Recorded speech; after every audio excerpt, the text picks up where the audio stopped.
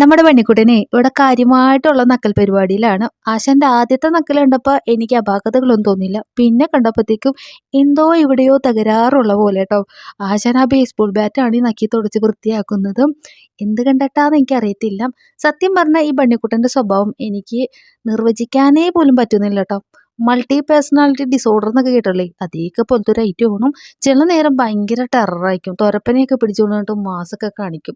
ചില നേരം നമ്മുടെ ബബ്ലൂട്ടനെയൊക്കെ കണ്ടതിനാൽ അതിൽ പുറത്തുനിന്ന് മനുഷ്യന്മാരെ പൂച്ചകളെയൊക്കെ കണ്ടതിനെ കണ്ടം വഴി എറിഞ്ഞ് ഓടിക്കളയും. അപ്പോൾ അവർക്ക് ഇതേപോലത്തെ ഒരു പേടിത്തൊണ്ടൻ ഈ പരിസരത്തില്ലാന്നും, ചില നേരം കാണിക്കുന്ന മണ്ടത്തരം കണ്ടതിന് തോന്നി ഇവനെക്കാട്ടി വലിയ മണ്ടൻ ഈ പരിസരത്തില്ലാന്നും.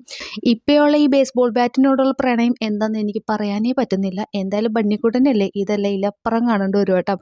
അപ്പോൾ അവൻ്റെ ഈ നൈസായിട്ട് ഞാൻ ഈ ബേസ്ബോൾ ബാറ്റ് കരസ്ഥമാക്കി എടുത്തിട്ടുണ്ട്. ഇതെനിക്ക് ആവശ്യമുള്ളതാണ്. എന്തിനാന്ന് വെച്ചിട്ടുണ്ടല്ലോ, ഇത് വല്ല കള്ളന്മാരെ എന്നെ ഉപദ്രവിക്കാൻ വന്നു കഴിഞ്ഞാൽ തലമണ്ട തല്ലിപ്പൊളിക്കാൻ വേണ്ടി എൻ്റെ കെട്ടിയവന് എനിക്ക് സമ്മാനിച്ചാണ്.